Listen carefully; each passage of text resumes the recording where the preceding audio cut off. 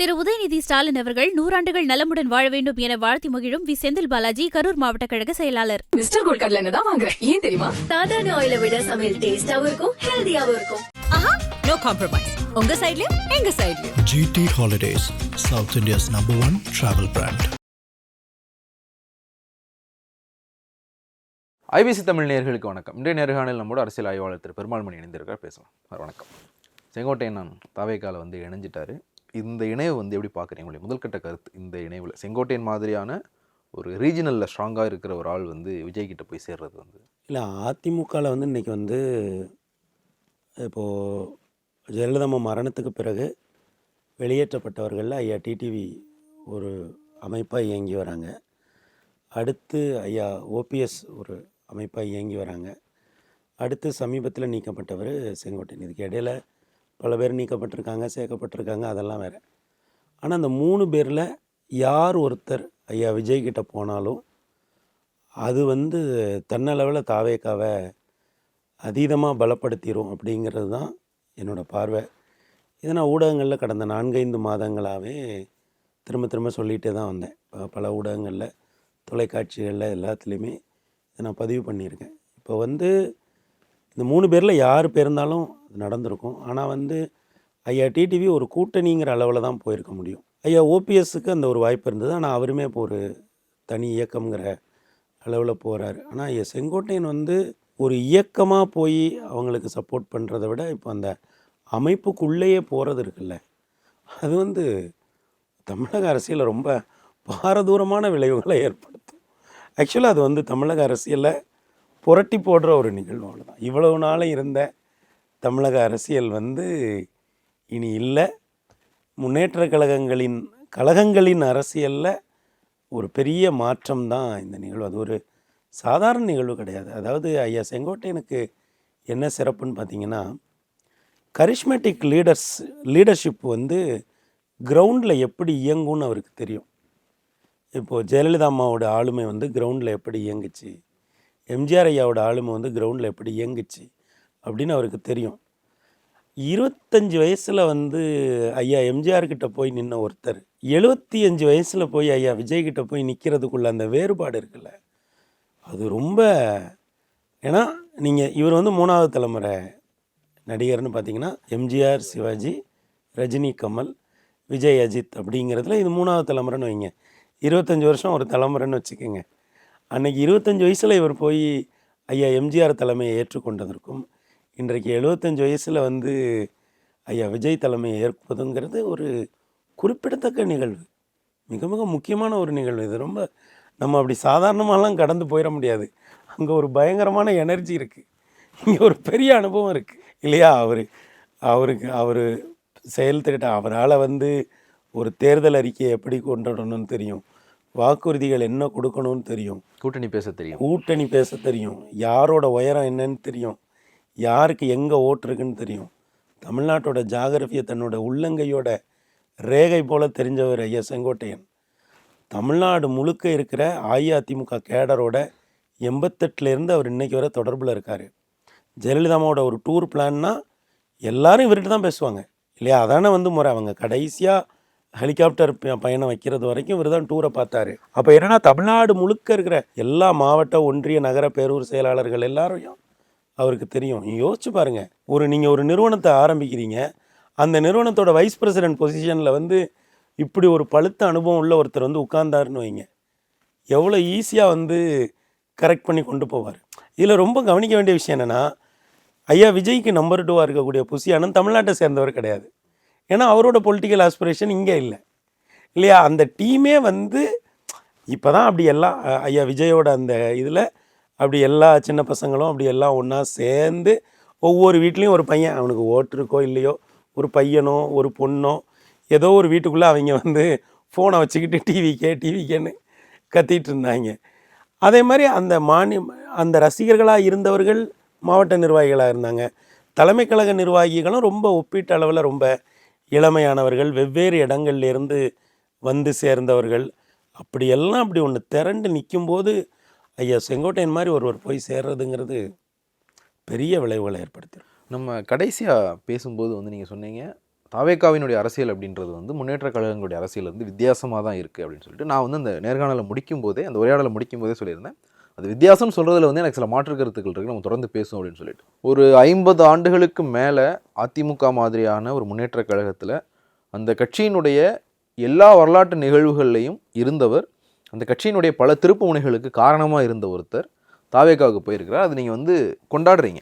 அது தாவேக்காவுக்கு வந்து கொண்டாடப்பட வேண்டிய ஒரு விஷயம் தான். தேர்தல் அரசியலில் களத்துக்கு போகும்போது செங்கோட்டையன் வந்து அவங்களுக்கு ஒரு பெரிய அசட்டாக தான் இருக்க போகிறார்.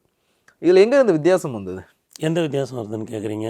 முன்னேற்ற கழகங்களுடைய அரசியல் இருந்து தாவேக்கா எங்கே வித்தியாசப்பட்டுச்சு? ஏற்கனவே வந்து பழுத்த ஒரு அரசியல்வாதியை கூப்பிட்டு பக்கத்தில் உட்கார வச்சுக்கிட்டு இவர் வந்து எம்ஜிஆருக்கு உதவி பண்ணார், ஜெயலலிதாவுக்கு உதவி பண்ணார், இப்போ விஜய்க்கு உதவி பண்ண வந்திருக்காருன்னு சொல்கிறது வந்து எங்கே வித்தியாசமாக போகுதுன்னு நான் கேட்குறேன். இல்லை, அவங்களோட வாக்காளர்கள் யாருன்னு பாருங்கள். இப்போ வந்து ஐயா எம்ஜிஆர் அவர்களை திரையில் ரசித்தவர்கள் மட்டும்தான், அதாவது திரையின் மூலம் அவரோட ஒரு தொடர்பு ஏற்படுத்தி இருந்தவங்க மட்டும்தான் ஐயா எம்ஜிஆருடைய ரசிகர்களாக இருந்தாங்க, அதில் போனாங்க. அதே மாதிரி ஜெயலலிதாமா அரசியலில் எழுந்து வந்த பொழுது தொலைக்காட்சிகள் ரொம்ப முக்கியமான ஒரு ரோலை வந்து ப்ளே பண்ணுச்சு. இப்போ இந்த இடத்துல என்ன நடக்குன்னு பாருங்கள். இப்போ வந்து வீட்டில் வாக்குகள் இல்லாத பசங்க கூட தாவேக்கா பேரை சொல்லிகிட்ருக்காங்க இல்லையா? இப்போது இந்த இந்த ஒரு ஒரு 30 வயசுக்கு கீழே உள்ள ஒரு பெரிய கூட்டத்துக்கும் அவங்களுக்கு சொல்லப்போனால் அவங்க நேற்று தான் கூகுள் பண்ணியே ஐயா செங்கோட்டையன்னா யாருன்னே வந்து அவங்க படிச்சிருப்பாங்க இல்லைங்களா? ஆனால் அதுக்கு மேலே இருக்கிற ஒரு லேயர் ஒன்று இருக்குல்ல, அந்த லேயர் வந்து ஏறக்குறைய முன்னேற்ற கழக அரசியலை பார்த்து அவங்க எப்படி செயல்படுவாங்க அப்படின்னு புரிந்த ஒரு லேயர். நீங்கள் 40ன்னு கூட வச்சுக்கோங்க. 40க்கு கீழே உள்ள ஒரு தலைமுறை, அதில் 30 வயது 35 வயது வரைக்கும் இருக்கிறவர்களுக்கு கூட ஓரளவுக்கு ஐயா செங்கோட்டையனை பற்றி தெரியும். 35லேருந்து 40, 35க்கும் கீழே உள்ள பலருக்கு தெரிந்திருக்கலாம், இல்லை இருக்கலாம். 30க்கும் கீழே உள்ளவர்கள் நேற்று தான் அவரை வந்து படிச்சிருப்பாங்க. அப்போ என்னென்னா, முன்னேற்ற கழகங்களுடைய அரசியலில் ஒரு அனுபவம் அவருக்கு திரண்டு நிற்கிது. அது தேர்தல் அரசியலோட தொடர்புடையது. இப்போ முன்னேற்ற கழகங்களுடைய அரசியல்லையே கூட ஐயா எம்ஜிஆரினுடைய காலத்தினுடைய அரசியல் வேறு, ஜெயலலிதா அம்மாவினுடைய காலத்தினுடைய அரசியல் வேறு, இன்றைய கால அரசியல் வேறு இல்லையா? இந்த அரசியலுக்குள்ள நீங்கள் அதே முன்னேற்ற கழகத்தோட அரசியலை தான் இங்கே கொண்டு வந்து அவர் ஃபிக்ஸ் பண்ணுவார்னு நினைக்கிறீங்களா? அல்லது இங்கே இருக்கிற சூழலை ஸ்டடி பண்ணி இதற்கு ஏற்றாற் போல் இவங்க எந்த மாதிரி இருக்காங்க, எந்த மாதிரி இந்த கட்சியோட கட்டமைப்பு இருக்குது? ஏன்னா இதே மாதிரி அஇஅதிமுக திரண்டு நின்ன பொழுது அவங்க பெரும்பாலானவர்கள் திராவிட முன்னேற்ற கழகத்திலிருந்து வந்தவர். திராவிட முன்னேற்ற கழகம் என்பது பெருந்தகை அண்ணா கட்டி எழுப்பிய ஒரு மாயாஜாலம், அது ஒரு மேஜிக். அந்த இடத்துல இருந்து வந்தவங்க அதிமுகக்குள்ளே வந்தாங்க, நின்னாங்க. இவங்க வந்து பெரிய அளவில் எந்த சித்தாந்த பின்புலமும் இல்லாமல் ஒரு அரசியலுங்கிற அதிகாரத்தை நோக்கி போகணுங்கிற ஒரு கூட்டம். இந்த கூட்டத்துக்குள்ளே ஐயா செங்கோட்டையன் அதை ஸ்டடி பண்ணிட மாட்டாரா? இல்லை, அவர் பண்ணிடுவார், எனக்கு அதில் பிரச்சனை இல்லை. ஆனால் நீங்கள் வந்து இப்போ நீங்கள் சொன்னீங்க இல்லையா, ஒரு இளைஞர்களுக்கான ஒரு கட்சியாக இருக்குது, அவங்க தான் வந்து இவங்களுடைய ஆதரவாளர்கள், ஓட்டு இல்லாதவங்க கூட தாவேக்கான்னு கத்திக்கிட்டு இருக்காங்க அப்படின்ற ஒரு இடத்துல இருந்து பார்த்தா இது இப்படியே இவங்களே போயிட்டாங்கன்னா பிரச்சனை இல்லை. ஆனால் இவங்களால கட்சியை வந்து சரியாக நடத்த முடியலங்கிற ஒரு குற்றச்சாட்டு வந்ததில்லை. ஒரு டூரை கூட உங்களால் ப்ராப்பராக பண்ண முடியல அப்படிங்கிற குற்றச்சாட்டு வந்ததற்கு பிறகு தான் இதில் எல்லாம் கரை கண்ட ஒருத்தரை வந்து இவங்க கூட்டிகிட்டு வர்றாங்க. அப்படின்னா இது முன்னேற்ற கழகங்கள்லேருந்து எங்கே வித்தியாசமாக போச்சு? இப்போ நீங்கள் சொன்னீங்கல்ல, அதிமுக திறன் நின்றப்போ திமுகலேருந்து வந்தவங்க அதை வழி நடத்துனாங்க அப்படின்னு சொல்லிட்டு. இப்போ தாவேக்கா திறன் நிற்கும் போது அதிமுகலேருந்து ஒருத்தர் தான் வந்து இதை வழி நடத்துறதுன்னு சொல்ல மாட்டேன், இதை சரியான ஒரு இடத்துக்கு நகர்த்துறது, ஒரு ஆர்கனைஸ் பண்ணுறதுக்கு வந்து அதிமுகலேருந்து ஒருத்தர் தான் தேவைப்படுறாரு. அப்படின்னா இது சார், அது வந்து ஒரு விமர்சனம், அது பொதுவாக வைக்கப்படுகிற ஒரு விமர்சனம். அது அந்த விமர்சனத்திற்கான வலுவான காரணங்கள், அந்த விமர்சனத்தை நான் வைக்கல, நீங்க வைக்கலனாலும் அந்த விமர்சனத்திற்கான வலுவான காரணங்கள் இருந்ததை மறுக்க மாட்டீங்கன்னு நினைக்கிறேன். நான் இப்போ அந்த விமர்சனத்தை வச்சுட்டு முன்னேற்ற கழகங்களுக்கும் தாவேக்காவுக்கும் வேறுபாடு இருக்குது அப்படின்னு சொல்கிறது வேற. அந்த விமர்சனமே வைக்காமல் அவங்க புதுசாக எந்திரிச்சு வராங்க, எந்திரிச்சு வரக்கூடிய ஒரு இயக்கத்துக்குள்ளே அவங்க ஒரு பாதையில் போயிட்டுருக்காங்க. அந்த போகிற பாதையில் ஐயா செங்கோட்டையன் மாதிரி ஒருவர் வந்து அதோட டிரைவிங் சீட்டுக்கு பக்கத்தில் உட்கார்றதுங்கிறது என்ன மாதிரியான விளைவுகளை ஏற்படுத்தும் அப்படின்னு நான் சொல்கிறேன். நீங்கள் என்ன கேட்குறீங்கன்னா, அவங்க மேலே முன்னேற்ற கழகங்களின் மீது ஒரு முன்னேற்ற கழகங்களுடைய பார்வையிலேருந்து அவங்க மேலே ஒரு விமர்சனத்தை வைக்கிறாங்க. முன்னேற்ற கழகத்தை ஒரு ஒப்பீடாக வச்சுக்கிட்டு நீங்கள் தாவேக்கா மேலே ஒரு விமர்சனத்தை வைக்கலாம், ஓகேவா? அதை முன்னேற்ற கழகங்களுடைய ஸ்டாண்டர்ட் ஒன்று இப்படி இருக்குது, உங்கள் ஸ்டாண்டர்ட் இப்படி இருக்குது. இல்லை, அது காமன் ஸ்டாண்டர்ட்னு எடுத்துக்கலாம். முன்னேற்ற கழகம் ஆனால் காமன் ஸ்டாண்டர்ட் நான் சொல்கிறேன். என்ன சொல்கிறேன், தமிழக அரசியலில் நீங்கள் தேசிய அரசியலுக்கு, தேசிய கட்சிகளுக்கு ஒரு ஸ்டாண்டர்ட் இருக்குது, வட இந்திய ரீஜனல் பார்ட்டிஸ்க்கு ஒரு ஸ்டாண்டர்ட் இருக்குது. உங்களுக்கு தெரியாதுல்ல, நீங்கள் இந்தியா முழுக்க உள்ள அரசியல் கட்சிகளை நெருக்கமாக பார்க்கக்கூடிய ஒரு நபர். தமிழ்நாட்டில் முன்னேற்ற கழகங்களுக்கும் ஒரு ஸ்டாண்டர்ட் இருக்குது. ஈவன் இந்த தரமே கூட பக்கத்தில் ஆந்திராவில் இருக்கக்கூடிய ரீஜனல் பார்ட்டிஸோட ஸ்டாண்டர்டுங்கிறது வேறு, தமிழ்நாட்டில் இருக்கக்கூடிய ரீஜனல் பார்ட்டிஸோட ஸ்டாண்டர்டுங்கிறது வேறு. அந்த வகையில் பார்க்குற பொழுது இது ஒரு தனித்த அமைப்பாக ஏற்படுகிறது. அந்த அந்த அமைப்பு இதுவரை செயல்பட்டது மேலே எனக்கு எந்த பெரிய விமர்சனமும் இல்லை. தாவேகா அன்னைக்கு வரைக்கும் செயல்பட்டது மேலே எந்த பெரிய விமர்சனமும் இல்லை. அப்படி அந்த அமைப்பு கூட இப்படி முன்னேற்றம் அது வாராது வந்த ஒரு மாமனியாக தான் போகிறார். இது வந்து அரசியலில் வந்து இந்த மாதிரியான நிகழ்வுகள் எதிர்பாராமல் நடக்கும். அப்படி ஒரு நிகழ்வு தான் இங்கே நடந்திருக்க தவிர நீங்கள் திட்டமிட்டு அவரை வந்து அஇஅதிமுகலேருந்து கொண்டு வர முடியுமா? இப்போ அவர் ஒருவேளை அஇஅதிமுகவில் கம்ஃபர்டபுளாக இருந்திருந்தாருன்னு வைங்க, இப்படி ஒரு ஆளே அவங்களுக்கு கிடைக்காம போயிருப்பாங்க. அப்போ நான் என்ன சொல்கிறேன்னா, அவங்க போயிட்டுருக்காங்க. போயிட்டுருக்கும்போது எதிர்பாராமல் ஐயா செங்கோட்டையன் வந்து அந்த வண்டியில் ஏறுறது இருக்குல்ல, ஏற்கனவே அவங்க வண்டியை கிளப்பிட்டாங்க, இப்படி தாண்டா போகிறோன்னு, இந்த ரோடு இப்படி தான், 2026 தேர்தல் வருது, எல்லாம் துணிஞ்சு வண்டியை எடுத்தாச்சு. எடுத்த வண்டியில் வந்து செங்கோட்டையன் மாதிரியான ஐயா செங்கோட்டையன் மாதிரியான ஒரு ஆள் ஏறுறது இருக்குல்ல, அதை பாருங்கன்னு நான் சொல்கிறேன். நீங்கள் என்ன சொல்கிறீங்க? இந்த வண்டி முன்னேற்ற கழகங்களுடைய வண்டிக்கும் இந்த வண்டிக்கும் என்ன வித்தியாசம் இருக்குது, இது இப்போ எப்படி வேறுபடுது? அவர் முன்னேற்ற கழக வண்டியிலேருந்து இறங்கி வந்து இங்கே ஏறுறாருன்னு நான் சொல்கிறேன். நான் என்ன சொல்கிறேன், இந்த வண்டி தான் ட்ராக்குக்கு வந்துருச்சுல்ல. பெரியாருங்கிற ஒரு நெடும்பாதையில் பல கட்சிகள் தமிழ்நாட்டில் இருக்கிறது, அவரை மறுக்கிறவர்கள் தமிழ்நாட்டில் இருக்கிறார்கள். அந்த நெடும்பாதைக்குள்ளே வந்த ஒரு கட்சியில் இவங்க எடுக்கிறாங்க, அப்படி தானே? அப்போ என்ன பண்ணுறது? இந்த இதில் வந்து தற்செயலாக தான் அவர் வந்து ஏறினாரான்ற ஒரு கேள்வியும் இருக்குல்ல. நான் வந்து ஒரு ட்வீட் வந்து ஒன்று போட்டிருந்தேன். பசும்பொன்னில் தொடங்கிய கழகம் பனையூரில் முடிந்திருக்கிறது அப்படின்னு. அதுக்கு நண்பர் ஒருத்தர் வந்து பதில் போட்டிருக்காரு. ஹரித்துவார் ராமரை டெல்லி கிருஷ்ணமேனன் மார்க்கில் தேடத் தொடங்கிய போது கிடைக்காமல் இருந்த மன நிம்மதி பனையூரில் கிடைத்திருக்கிறது அப்படின்னு சொல்லிட்டு. இவர் டெல்லிக்கெல்லாம் போயிட்டு வந்துட்டு பாஜக தான் என்னை வழிநடத்துச்சு, பாஜக சொல்லுதான் நான் கேட்டேன் அப்படின்ற விஷயங்களை எல்லாம் சொல்லிட்டு பாஜக இவருக்கு எவ்வளோ இம்பார்ட்டன்ஸ் கொடுத்துச்சு அப்படிங்கிற விஷயங்கள்லாம் நம்ம பார்த்ததற்கு பிறகு இங்கே போயிருக்கிறது. பாஜகவினுடைய ஒரு பின்னணியில் தான் இவர் இங்கே போய் சேர்ந்திருக்கார் அப்படிங்கிற விமர்சனம் வைக்கப்படுது. நான் ஒரு ஃபோட்டோ சொல்கிறேன், அந்த ஃபோட்டோ முடிஞ்சால் எடுத்து இந்த வீடியோவில் நீங்கள் நினச்சி விடுங்க. பாராளுமன்ற தேர்தல் முடிஞ்ச பிறகு ஐயா எடப்பாடி வந்து வெவ்வேறு மாவட்ட செயலாளர்களோடு வந்து அந்த தேர்தல் தோல்விக்கு ஒரு என்ன காரணம் அப்படின்னு ஒரு கூட்டத்தை நடத்திட்டு இருந்தாங்க. அதில் கூட வந்து மதுரை கூட்டம் முடிஞ்சோடனே ஐயா செல்லூர்ராஜு கூட ஒரு பேட்டி கொடுத்தாங்க. அது கொஞ்சம் கான்ட்ரவர்சி ஆச்சு, உங்களுக்கு ஞாபகம் இருக்கும்னு நினைக்கிறேன். நீங்கள் திருப்பூர் தொகுதியோட அந்த கூட்டம் இருக்குல்ல, ஏன்னா ஈரோடு திருப்பூர் அந்த தொகுதிகளோட அந்த கூட்டம் இருக்குது தெரியுங்களா, அதில் ஒரு ஃபோட்டோ இருக்கும்.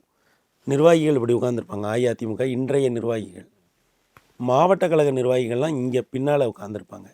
அதில் இப்படி ஒரு டேபிள் இருக்குல்ல, அந்த டேபிள் இப்படி ஒரு சேர் போட்டு ஐயா செங்கோட்டையன் அப்படி ஓரமாக உட்கார வச்சுருப்பாங்க. அதுதான் பேட்டர்ன். எப்படின்னா ஒவ்வொரு மாவட்ட செயலாளரும் அந்த இடத்துல வந்து உட்காருவாங்க. மாநில நிர்வாகிகள் வந்து அவங்களோட ஒரு இன்ட்ராக்ஷன் இருக்கிற மாதிரியான ஒரு செஷன் நடந்தது. ஓகேங்களா? நான் அந்த ஃபோட்டோ பார்த்த பொழுதே ஒரு அரசியல் ஆய்வாளராக அது வந்து எனக்கு வந்து ஒரு பகீர்னு இருந்தது. என்ன இது இப்படி ஒரு, ஏன்னா அந்த விஷுவல் சொல்கிற ஒரு விஷயம் இருக்குல்ல, அரசியலை வந்து நான் வெறும் சொற்களாகவும் உரையாகவும் நிகழ்வுகளாகவும் பார்ப்பதைப் போலவே அது விஷுவலாக என்னத்தை கன்வெர்ட் பண்ணுது அப்படின்னும் நான் எப்போதுமே பார்க்குற ஒரு பண்பு எனக்கு உண்டு. அப்போ அந்த விஷுவல்லையே வந்து நான் நினச்சேன், இது ஏதோ ஒன்று இது வந்து சரியாக போகலை, இதை வந்து ஐயா செங்கோட்டையன் எந்த அளவுக்கு ரசிச்சிருப்பாருன்னு நமக்கு தெரியலை அப்படின்னு அதை நினச்ச அடுத்த கொஞ்ச நாள்லேயே அந்த சந்திப்பே, அந்த ஆய்வே வந்து நிறுத்தப்பட்டது. அவங்க எல்லா தொகுதிக்கும் அந்த ஆய்வை பண்ணலை, நிறுத்திட்டாங்க. அதுக்கு பிறகு நாங்கள் 6 பேர் போய் பேசணும்னு சொல்லி, 5 பேரோ 6 பேரோ போய் பேசணும்னு சொல்லி அவங்க சொன்னாங்க. அதற்கு பிறகு தான் இந்த சம்பவங்கள் எல்லாமே நடக்குதே தவிர இதில் பாஜகவுக்கு என்ன பங்களிப்பு இருக்குது? அவங்களுக்கு 1000 பிரச்சனை இருக்குது தேசிய அளவில். அவங்க தமிழ்நாட்டில் இருக்கக்கூடிய ஒரு அரசியல் கட்சியோட ஒரு முக்கியமான தலைவரை எடுத்துகிட்டு வெளியில் கொண்டு வந்து தாவேக்கால வந்து பிளான் பண்ணுற அளவுக்கு வந்து தமிழக பாஜகவில் யார் இருக்கா? இல்லை, நீங்கள் சொன்ன அந்த ஒரு விஷயத்தை நான் எதுக்கிறேன். அவங்களுக்கு வந்து நிறைய வேலைகள் இருக்குது, அதில் வந்து இது ஒரு வேலையாக பார்ப்பாங்களா அப்படின்னு சொல்லிட்டு. செங்கோட்டையனுக்கும் எடப்பாடி பழனிசாமிக்கும் பிரச்சனை வருது. செங்கோட்டையன் டெல்லி போகிறார். அவர் போகிற நாள் அப்படின்றது வந்து ஒரு கட்சி அப்படின்றத தாண்டி ஒரு அரசுக்கு ரொம்ப முக்கியமான ஒரு நாள். நேபாளத்தில் ஜென்சி போராட்டம் அப்படிங்கிற ஒரு போராட்டம் நடந்துக்கிட்டு இருக்குது. நேபாளம் இந்தியாவோட பார்டரை ஷேர் பண்ணுற ஒரு நாடு. எல்லையில் பிரச்சனை வரும். எல்லை பாதுகாப்பு தொடர்பான ஒரு முக்கியமான ஆலோசனை இன்றைக்கி நடந்துக்கிட்டு இருக்கு. அதற்கு அடுத்த நாள் விடிஞ்சா குடியரசு துணைத் தலைவர் தேர்தல், சிபி ராதாகிருஷ்ணனை வேட்பாளராக பாஜக நிறுத்தியிருக்கு. இந்த 2 வேலைகளுக்கு நடுவுலையும் அமித்ஷா செங்கோட்டையனை கூப்பிட்டு பார்த்தார். ஸோ இந்த 2 வேலையும் எவ்வளோ முக்கியமானது அப்படின்றது வந்து உங்களுக்கு நல்லா தெரியும். ஸோ அந்த வேலைக்கடையில் செங்கோட்டையனை கூப்பிட்டு பார்க்குறாங்கன்னா செங்கோட்டையனுக்கு எவ்வளோ முக்கியத்துவத்தை பாஜக கொடுத்துச்சுன்றதை வந்து நம்மளால் உணர முடியும். ஸோ அந்த இடத்துல இருந்து தான் தாவேக்காவுக்கு இவர் போகும்போது இந்த கேள்வி இயல்பான ஒரு கேள்வியாக மாறிடுது. இல்லை சார், அதாவது இன்றைக்கி இந்தியாவிலேயே வந்து அப்பாயின்மெண்ட் வாங்குறதுக்கு ரொம்ப கஷ்டமான ஒரு தலைவர்னால் அது வந்து ஐயா அமித்ஷா தான். அவர் வந்து உங்களை ஒரு சில நிமிடங்கள் சந்திக்கிறார் அப்படின்னாலே அது வந்து ரொம்ப பெரிய விஷயம். ஆனால் நீங்கள் அதையும் இன்றைக்கு ஐயா செங்கோட்டையன் தாவேக்கால இணைந்திருப்பதையும் முடிச்சு போடுறதுக்கு எந்த தேவையும் இல்லை. அதாவது டெல்லியில் நடந்த சம்பவங்கள், ஏன்னா அந்த கூட்டணி உருவாகிறதுக்கு முன்னாலேயே ஐயா செங்கோட்டையன் வந்து ஒரு சில டெல்லி பயணங்களை வந்து மேற்கொண்டாங்க. ஒரு அதிருப்தியில் இருக்கிறதா சொல்லப்பட்டது. அதற்கு பிறகு அந்த கூட்டணி உருவாச்சு. நான் என்னுடைய அரசியல் புரிதல் இருந்தும் எனக்கு கிடைக்கிற தகவல்கள் தரவுகள் அடிப்படையிலையும் இதற்கு பின்னால் பாஜக இல்லை அப்படின்னு நான் நம்புகிறேன். அதுக்கு 2 காரணம். ஒன்று, அவங்களுக்கு இதை விட பெரிய பிரச்சனைகள் இருக்குது. 2வது, இவ்வளவு ப்ரிசைஸாக பாஜகவில் வந்து முன்னேற்ற கழகத்திலிருந்து ஒருத்தரை தூக்கி அவரை எம்எல்ஏ பதவியை ராஜினாமா பண்ண வச்சு, அப்புறம் தாவேகா தலைவரை சந்திக்க வச்சு, மறுநாள் அவரை இணைய வச்சு, இவ்வளவு ப்ரிசைஸாக வந்து பாஜகவில் பிளான் பண்ணுறதுக்கு தமிழ்நாட்டிலேயோ இதுலேயே யாரும் இல்லைன்னு தான் நான் நினைக்கிறேன். அவங்க கொள்கையை பேசி தான் வளர்கிறாங்களே தவிர இவ்வளவு தூரம் ஒரு கட்சியை மைக்ரோ மேனேஜ் பண்ணி அவங்க எந்த ஸ்டேட்லேயும் வளரலை. அவங்க வந்து நம்ம கொள்கை இதை பேசுவோம் அப்படின்ற அளவில் தான் வளர்கிறவங்கள தவிர இவ்வளவு தூரம்லாம் அவங்க வந்து போகிற ஒரு கட்சியே இல்லை. எனக்கு வேற ஒரு கட்சி மேலே சந்தேகம் இருக்குது. ஆனால் அது வந்து நம்ம அதை பேசுகிறதுக்கான உரிய நேரம் இதுவும் இல்லை. இல்லை, எனக்கு நீங்கள் யாரை சொல்கிறீங்கன்னு எனக்கு புரியுது. அது தொடர்பாக எனக்கு சில தகவல் இருக்குது. நீங்கள் சொன்ன மாதிரி அதுக்கான நேரம் இல்லை. செங்கோட்டையன் இடத்துல ஏன் இந்த சந்தேகம் வருது அப்படின்னா, நீங்கள் சொல்கிற மாதிரி ரேண்டமாக அதிமுகவிலிருந்து ஒரு ஆளை வந்து தூக்கி பண்ணியிருந்தாங்கன்னா கூட அந்த கேள்வி நான் கேட்டிருக்க மாட்டேன். செங்கோட்டையனை தவிர அதிமுகவிலிருந்து வேறு எந்த முன்னாள் அமைச்சர் போயிருந்தாலும் இந்த கேள்வி எழுப்பப்பட்டிருக்காது. ஆனால் செங்கோட்டையன் பாஜக தொடர்பிலான இந்த கனெக்ஷன் பேச்சு இருக்கு இல்லையா, இது இன்றைக்கி நேற்று வர்றதில்லை. நான் ஊடகத்தில் வர்றதுக்கு முன்னாடி இருந்தே இந்த பேச்சு இருக்குது. 2017 ஜெயலலிதாவினுடைய மறைவிற்கு பிறகு எடப்பாடி பழனிசாமி முதலமைச்சர் ஆகிறார். அதிமுகவுக்குள்ளே பிளவுகள் நடக்குது. டிடிவி தினகரனையும் அதிமுகவுக்குள்ள அகாமடேட் பண்ணணும் அப்படிங்கிற ஒரு குரல்கள் வந்தப்போ, எங்கேருந்து வந்தது? அதிமுகவுக்குள்ளேயே அந்த மாதிரியான விஷயங்கள் இங்கே எழுந்தப்போ அதற்கு ஒரு இதாக காட்டப்பட்டவர் செங்கோட்டையன் தலைமையில் வந்து இந்த கட்சியை ஒருங்கிணைக்கலாம். அதே மாதிரி அதுக்கு பிறகு வந்து ரஜினி வந்து கட்சி ஆரம்பித்து அவர் அதிமுகவோட கூட்டணி வைக்கணும்னா செங்கோட்டையன் வந்து தலைமையேற்றால் அதுக்கு சரியாக இருக்குன்ற மாதிரியான விஷயங்கள் பல ஊடகங்களில் இன்றைக்கும் பல வார இதழ்களில் பேசப்பட்ட விஷயங்கள். அந்த வார இதழ்களினுடைய வெப்சைட்டில் போய் பார்த்தா அந்த ஆர்டிகல்லாம் இன்றைக்கும் இருக்குது. ஸோ இதெல்லாம் தொடர்ச்சியாக பேசப்பட்டுக்கிட்டே வருது. செங்கோட்டையன் பாஜக தொடர்பிலானது, செங்கோட்டையன் தமிழ்நாடு பாஜக தலைவராக வருவார் அப்படிங்கிற விஷயங்கள்லாம் கூட இங்கே பேசப்பட்டிருக்கு. ஸோ அந்த இடத்துல இருந்து தான் செங்கோட்டையனே வெளியில் வந்து பாஜக சொல்லி தான் ஒருங்கிணைப்பு தொடர்பாக நான் பேசினேன்னு சொன்னார். டெல்லிக்கு போய் நான் அமித்ஷாவை பார்த்துட்டு வந்தேன்னு சொன்னார். அதிலிருந்து ஒரு 2 மாதத்துக்குள்ளே அவர் தாவேக்காவுக்கு போகும்போது என் இடத்துல நீங்கள் இருந்தீங்கன்னா அந்த கேள்வி எழுப்பியிருப்பீங்களா மாட்டீங்களா? இல்லைங்க, நான் அப்படி பார்க்க மாட்டேன். என்னன்னா, இப்போ நீங்கள் ஐயா செங்கோட்டையன் பாஜகவுக்கு ரொம்ப நெருக்கமானவரா, ஐயா ஓபிஎஸ் ரொம்ப நெருக்கமானவரா? ஐயா ஓபிஎஸ் தானே, யார் நீங்கள் சொல்லுங்கள். ஓபிஎஸ் தானே நெருக்கமானவர். ஐயா ஓபிஎஸ் தானே நெருக்கமானவர். ஏற்கனவே அதிமுகலேருந்து வெளியே இருக்கார். ஒரு உரிமை மீட்பு குழு அப்படின்னு ஒன்று வச்சுக்கிட்டு இருக்காரு. நீங்கள் சொல்கிற மாதிரி அஇஅதிமுக இப்போ ஐயா செங்கோட்டையன் வந்தனால அஇஅதிமுக இன்னும் பலவீனம் தானே படுது. அஇஅதிமுகவை பலவீனப்படுத்தி அவங்க தாவேக்காவை பலப்படுத்துவாங்களா? அதுக்கு நீங்கள் வந்து இன்றைக்கி ஐயா செங்கோட்டையனை வச்சு பண்ணதை பாஜக தான் பண்ணுச்சுன்னா அவங்க ஐயா ஓபிஎஸை வச்சு பண்ணிட்டு போயிருக்கலாமே. ஏன் ஐயா ஓபிஎஸ் இன்னமும் வந்து அந்த நீங்கள் சொல்கிற பலரும் ஊகமாக சொல்லுகிற அதுக்கு வந்து பொருத்தமானவராக இருப்பார்? இல்லை, நான் அந்த ரெண்டே பிரிக்கிறேன். ஓபிஎஸ்ஸையும் செங்கோட்டையும் தனித்தனியாக எங்கே நான் பிரிக்க விரும்புகிறேன் அப்படின்னா, ஓபிஎஸ்ஸை வச்சு அதிமுகவுக்கு என்ன டேமேஜை பண்ணணுமோ பாஜக அதை பண்ணிருச்சு. இல்லை பாஜக பண்ணலைனாலும் ஓபிஎஸ்ஸால் அதிமுகவுக்கு என்ன டேமேஜ் நடக்கணுமோ அது 2024 மக்களவைத் தேர்தலே நடந்துருச்சு. தென் மாவட்டங்களில் எத்தனை தொகுதிகளில் ரெட்டலை 3வது இடத்துக்கு போச்சு, எத்தனை தொகுதிகளில் டெபாசிட் இழந்ததுன்றது வந்து நமக்கு தெரியும். அந்த டேமேஜ் ஆல்ரெடி பண்ணிருச்சு. ஆனால் செங்கோட்டையனுக்கும் ஓபிஎஸ்ஸுக்கும் என்ன வித்தியாசம்னா, ஓபிஎஸ்ஸால் ஒரு விஷயத்தை வந்து முன்னெடுக்க முடியும். ஓபிஎஸ் வெளில போனதை வச்சு தென் மாவட்டங்களில் ஒரு பிரச்சாரம் முன்னெடுக்கப்பட்டது. ஒரு குறிப்பிட்ட சமூகத்தினர், முக்குளத்தூர் சமூகத்தினருக்கு எடப்பாடி பழனிசாமி எதிராக இருக்கிறார் அப்படிங்கிற பிரச்சாரம் ஓபிஎஸ்ஸுக்கு சாதகமாக தென் மாவட்டங்களில் போயிடுச்சு. இப்படியான ஒன்றை வந்து செங்கோட்டையனை வச்சு பண்ண முடியாதுல்ல சார். இப்போது நீங்கள் பாஜக தேரி சொல்கிறீங்கல்ல, இந்த தேரியோட அர்த்தம் என்ன? அஇஅதிமுக பலவீனப்படுத்தணுங்கிறதா? அதுக்கு ஏன் சார் நீங்கள் வந்து சுற்றி யூட்டர்ன் போட்டு சேர் பெஞ்செல்லாம் உடைக்கணும்? உங்கள் கூட்டணி என்டிஏன்னு ஒரு கூட்டணி இருக்குது சார். அது வந்து 18% வாக்குகளோடு இருக்குது. அஇஅதிமுக 20% வாக்குகளோடு தானே சார் இருக்குது. இங்கே வந்து ஐயா ஓபிஎஸ் ஒரு உரிமை மீட்பு குழு வச்சுருந்தார்ல, அதிமுகவில் அதிருப்தியாக இருந்த ஐயா செங்கோட்டையனை கொண்டு வந்து ஐயா ஓபிஎஸோட சேர்த்துட்டு போயிருந்துருக்கலாம்ல, ஐயா ஓபிஎஸோட சேர்த்துருக்கலாம். இன்னும் வேறு யார் யாரெல்லாம் அதிமுகவில் அதிருப்தியாக இருக்கான்னு பார்த்து அவங்களெல்லாம் என்டிஏவில் கொண்டு வந்து சேர்த்து என்டிஏவை ஸ்ட்ரென்தன் பண்ணியிருந்தா பாராளுமன்ற தேர்தலில் அஇஅதிமுகவுக்கும் என்டிஏக்கும் 2% தானே சார் வித்தியாசம்.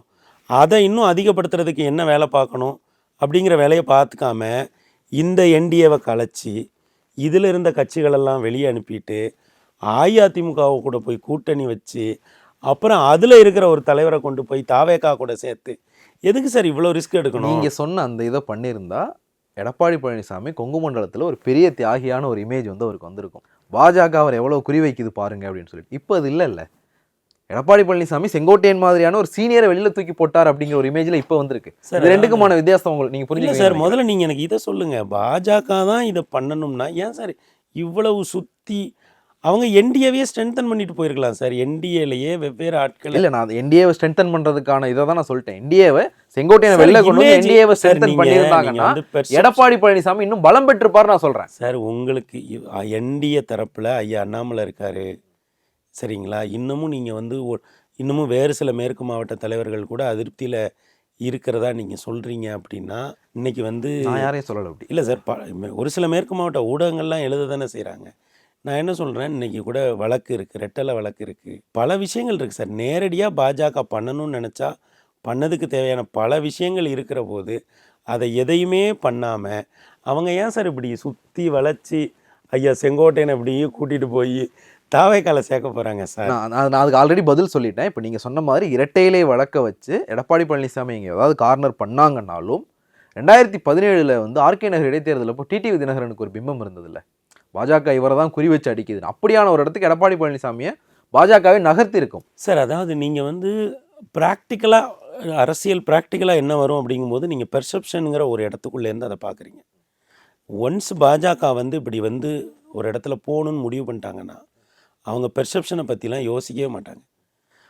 அவங்களோட நோக்கம் அதிமுகவை பலவீனப்படுத்தி சீட் ஷேரில் வந்து அதிக எண்ணிக்கையில் உள்ளதை வாங்கணும் அப்படிங்கிற மாதிரிலாம் என்ன இருந்தால் அவங்க நேரடியாக தான் பண்ணுவாங்க சார். இப்படி சுற்றி வளைச்சி இப்படிலாம் பண்ணவே மாட்டாங்க சார்.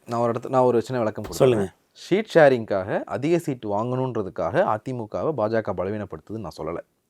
2016 பாஜக இங்கே முன் வச்ச பிரச்சாரம் இன்னும் அவங்களுடைய நோக்கம் தமிழ்நாட்டை பொறுத்த வரைக்கும் அதுதான், கழகங்கள் இல்லாத தமிழகம். அதுக்கு என்ன இதில் கழகம் இருக்கேன், தாவேக்கான்றது கழகம் இல்லையா? அதில் கொண்டு போய் அப்போ ஏன் கழகங்கள் இல்லாத தமிழகம்ன்றது வந்து அதிமுக திமுக இல்லாததானே அர்த்தம் சார். இவருக்கு ஒரு ஆளுநர் பதவி கொடுத்துருக்கலாமா சார்? இப்போ கழகங்கள் இல்லாத ஒரு தமிழகம்னா இன்றைக்கி யார் யார் வந்து அஇஅதிமுகவில் அதிருப்தியாக இருக்காங்களோ அவங்களெல்லாம் எடுத்து பாஜகவில் இணைச்சி வெவ்வேறு பொறுப்புகள் முக்கியமான ஆட்களுக்கு ஆளுநர் மாதிரியான பொறுப்புகளை கொடுக்கலாம். வாரிய தலைவர் மாதிரி இருக்குது. மத்திய அரசில் இல்லாத பொறுப்பே இல்லை சார். அப்படிலாம் படுத்தலாமா சார்? அதெல்லாம் மறைமுகமான கேம் அதெல்லாம் பண்ணுறது மூலமாக அதிமுக பலமாக செய்யும் சார். நீங்கள் வந்து என்ன சொல்கிறீங்க, இப்படிலாம் பண்ணால் அதிமுக பெர்செப்ஷனில் பலமாயிரும்னு நீங்கள் சொல்கிறீங்க. நான் என்ன சொல்கிறேன், அஇஅதிமுக பலவீனப்படுத்த வேண்டியது தான் பாஜகவின் நோக்கமாக இருந்தால் அதற்கு அவர்கள் இப்படி ஒரு இன்டைரக்ட் பிளான்லாம் பண்ணவே மாட்டாங்க சார். அவங்க வந்து டைரக்ட் ஆக்ஷன் தான். நேரடியாக அவங்க வந்து ஒன்று பண்ணணும்னு நினச்சா அவங்க பண்ணிட்டு போயிட்டே இருப்பாங்க. இவ்வளவு தூரம்லாம் மறைமுகமாக சுற்றி வளைச்சி இன்டைரக்டாக பண்ணக்கூடிய பண்பு பாஜகவோட பேட்டர்னில் இல்லை சார். அவங்க ஒன்று கட்சியை கூட்டணிக்கு பேசுவாங்க, இல்லை ஒரு பொறுப்பை கொடுத்து நீங்கள் வாங்கன்னு சொல்லுவாங்க. அந்த மாதிரி தான் பண்ணியிருக்காங்க. ஈவன் ஒப்பீட்டளவில் இவங்களை விட மிக குறைவான எண்ணிக்கையில் இருந்த ஐயா நிதிஷை கூட பீகாரில் எவ்வளோ நல்லா நடத்துகிறாங்கன்றதை நம்ம பார்க்க தான் செய்கிறோம். அவங்க ஒரு விஷயத்தில் கிளியராக இருக்காங்க. பாஜக எங்களுக்கு வந்து அகில இந்திய அளவில் எதிரி வந்து காங்கிரஸ் தான். மாநில கட்சிகளோடு அவங்க இணக்கமாக தான் சார் போகிறாங்க. யார் மேலே அவங்க வந்து ரொம்ப கடுமையான நடவடிக்கைகள் எடுத்திருக்காங்க? யார் மேலே இல்லையே சார். அவங்க மாநில கட்சிகளோட இணக்கமாக தானே போகிறாங்க. அவங்களுக்கு காங்கிரஸ் மேலே தான், காங்கிரஸை வந்து காங்கிரஸ் முக்து பாரத்ன்னு தான் சொல்கிறாங்களே தவிர மாநில கட்சிகள் மேலே அவங்களுக்கு எந்த இதுவும் இல்லை. அதனால் இந்த மாதிரிலாம் ஐயா செங்கோட்டையனை வச்சு இவ்வளோ பெரிய ஒரு பயங்கரமான திரைக்கதையான ஒரு பிளானை எழுதலாம் வாய்ப்பே இல்லை. இப்படி தாவேகாவுக்கு ஒரு நல்லூல் செங்கோட்டையன் மாதிரியான ஒரு மூத்த தலைவர் அவங்களுக்கு இவ்வளவு சீக்கிரமே கிடைக்கணும்னு இருக்கார். இனிமேல் என்ன நடக்கும், ஐயா செங்கோட்டையன் காரணமாக பல அஇஅதிமுக தலைவர்கள் இங்கே நகர்றதுக்கு வாய்ப்பு இருக்குது. அதிமுக மட்டும் இல்லை, மற்ற கட்சிகளில் இருக்கிற பலரும் நகர்ற தலைவர்களும் என்னன்னா அவங்க வந்து ஐயா விஜய்க்கு வந்து ஒரு உருவம் கொடுப்பாங்க. ஏன்னா இப்போ தாவேக்கால இன்னைக்கு இருக்கக்கூடிய நிர்வாகிகளுக்கு ஒரு ஒரு நடிகருடைய திரை பிம்பம் இமேஜ் வந்து கிரவுண்டில் எப்படி வேலை செய்யும்னு தெரியாது. ஒன்று அவங்க வந்து நம்ம 50-60% வாக்குகளை வாங்குவோன்னு நினைக்கலாம், இல்லைன்னா நமக்கு 10% வாக்கு வருமானு கூட கவலைப்படலாம். ஆனால் இந்த மாதிரி அஇஅதிமுகவில் இருந்த தலைவர்களுக்கு வந்து திரை பிம்பம் கிரவுண்டில் எப்படி வேலை செய்யும்னு தெரியும். அது எந்த 30% வாக்குகளை எடுத்துகிட்டு வரும்னு அவங்களுக்கு தெரியும். 30-35% வாக்குகள்னால் யார் இதால் அதிகமாக ஈர்க்கப்பட்டு வருவான்றது அவங்களுக்கு தெரியும். அப்போ அவங்க வந்து இன்னமும் ஐயா விஜயோட ரொம்ப நெருக்கமாக இது பண்ணுவாங்க. நீங்கள் தாவேகாவினுடைய அதனுடைய தன்மை வந்து பெரிய அளவில் இனிமேல் போக போக வந்து மாறுபட்டு அது ஒரு ஒரு முழுமையான அரசியல் இயக்கமாக 2026 தேர்தலை சந்திப்பதற்கான முதல் படி தான் ஐயா செங்கோட்டையன் போய் தாவேகால இணைஞ்சதை தவிர தாவேகாவுக்கு ஒரு நல்லூல் இருக்குது. அது ஐயா செங்கோட்டையன் வடிவத்தில் வந்து அவங்கக்கிட்ட சேர்ந்துருக்க தவிர மற்றபடி இதில் வந்து பாஜக உறுதியாக வந்து ஐயா செங்கோட்டையன் விஷயத்தில் இல்லை அப்படிங்கிறதான் என்னோட புரிதல். பார்க்கலாம் சார், நடக்குது பொறுத்து வந்து பார்ப்போம். உங்களுடைய இணைவு கருத்து மிக்க நன்றி. மற்றும் நிகழ்ச்சி சந்திக்கலாம். நன்றி, வணக்கம். திரு உதயநிதி ஸ்டாலின் அவர்கள் 100 ஆண்டுகள் நலமுடன் வாழ வேண்டும் என வாழ்த்தி மகிழும் வி செந்தில் பாலாஜி, கரூர் மாவட்ட கழக செயலாளர். மிஸ்டர் கோல்ட் கடலை எண்ணெய் தான் வாங்குறேன். ஏன் தெரியுமா? சாதாரண ஆயிலை விட சமையல் டேஸ்டாவும் இருக்கும், ஹெல்தியாவும் இருக்கும். No compromise. உங்க சைடுலயும் எங்க சைடுலயும். GT Holidays, South India's #1 travel brand.